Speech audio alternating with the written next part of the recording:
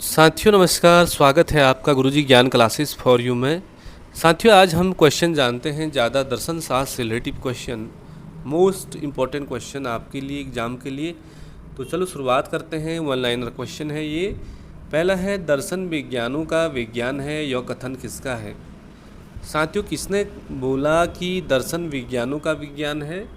आपको बताना है तो ऑगस्ट काम्टे ने। ऑगस्ट काम्टे आपको याद रखना है। सेकिंड, शिक्षा दर्शन का गतिशील पक्ष है, यह कथन किसका है? शिक्षा दर्शन का गतिशील पक्ष है, यह कथन किसका है? तो साथियों यह है एडम्स महोदय का। एडम्स महोदय ने कहा कि शिक्षा दर्शन का गतिशील पक्ष है, और दर्शन विज्ञानों का विज्ञान है, यह किसने कहा? ऑगस्ट काम्टे ने कहा। थर्ड पे चलते हैं। यहाँ पे लिखा है शिक्षा मुक्ति का साधन है। शिक्षा जो है वो मुक्ति का साधन है, यह स्टेटमेंट किसका है? तो आदिगुरु शंकराचार्य ने। शंकराचार्य कहते हैं कि शिक्षा मुक्ति का साधन है। अगला क्वेश्चन बढ़ते, अगला क्वेश्चन है कि मनुष्य की पूर्णता को अभिव्यक्त करना ही शिक्षा है। मनुष्य की अंतर्निहित होगा साथियों यहाँ पे, मनुष्य की अंतर्निहित मनुष्य की पूर्णता को अभिव्यक्त करना ही शिक्षा है, यह कथन किसका है? तो ये है स्वामी विवेकानंद का। स्वामी विवेकानंद का। अगला क्वेश्चन देखते हैं साथियों। ब्रह्मा सत्य जगत मिथ्या, ब्रह्मा सत्य जगत मिथ्या, यह कथन किसका है?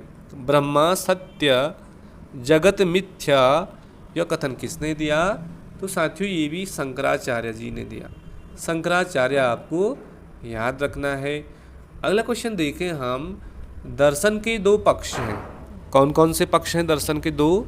एक है आध्यात्मिक पक्ष और एक है आपका सामाजिक पक्ष। तो दर्शन के दो पक्ष हो गए। और ब्रह्मा सत्य जगत मिथ्या, यह कथन किसका है? तो शंकराचार्य का है। बढ़ते साथियों अगले क्वेश्चन पे। अगला क्वेश्चन है,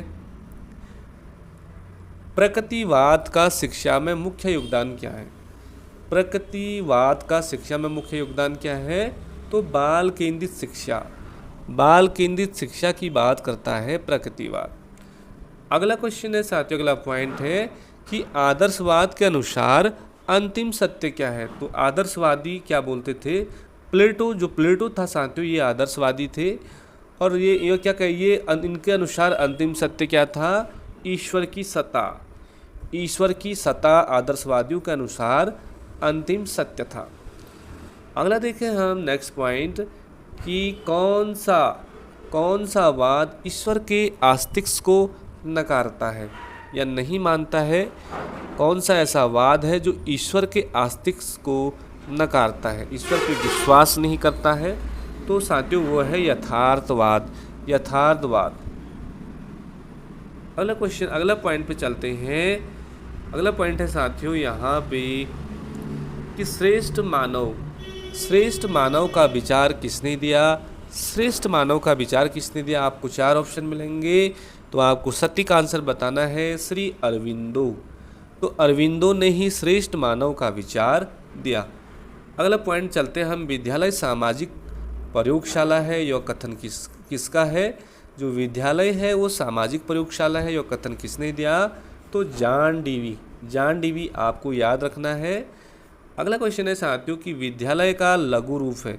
विद्यालय जो है समाज का लघु रूप है, यह कथन किसका है?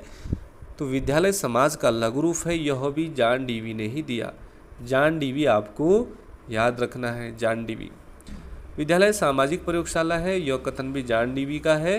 विद्यालय समाज का लघु रूप है, यह कथन भी जॉन डीवी का है।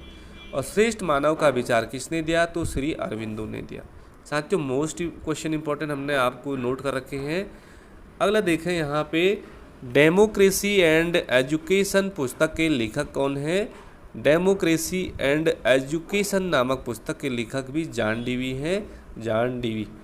अगला देखते हैं अगला पॉइंट। सन 1893 में स्वामी विवेकानंद जी ने अमेरिका के शिकागो शहर में विश्व धर्म परिषद में भाषण दिया। तो क्वेश्चन आ सकता है साथियों कि स्वामी विवेकानंद जी ने अमेरिका के किस शहर में अपना भाषण दिया तो शिकागो में दिया। कब दिया पूछेगा तो आपको याद रखना है 1893 में। 1893 में आपको याद रखना है। अगला क्वेश्चन है शहर में विश्व धर्म परिषद में भाषण दिया। अच्छा, अगला है साथियों फैक्ट्री स्कूल की शुरुआत किसने की? फैक्ट्री स्कूल, तो फैक्ट्री स्कूल की शुरुआत करी साथियों जॉन डीवी ने। जॉन डीवी आपको बहुत ज़्यादा इंपॉर्टेंट है एलटी को लेकर के, जॉन डीवी। तो फैक्ट्री स्कूल की शुरुआत भी करी जॉन डीवी ने। अगला क्वेश्चन पे चलते हैं साथियों कि मांटेसरी विद्यालयों को क्या कहा जाता है? जो मांटेसरी विद्यालयों को क्या कहा जाता है? तो बाल मंदिर कहा जाता है। बाल मंदिर मांटेसरी विद्यालयों को कहा जाता है। साथियों क्वेश्चन आ जाएगा कि मांटेसरी किस देश की निवासी थी? तो इटली आपको याद रखना है।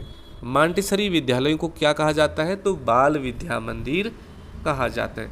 अगला देखें हम यहाँ पे कुछ 3R बोल देगा कि 3R का फुल फॉर्म क्या है या इसके अर्थ बताना है। तो रीडिंग, राइटिंग और अर्थमेटिक।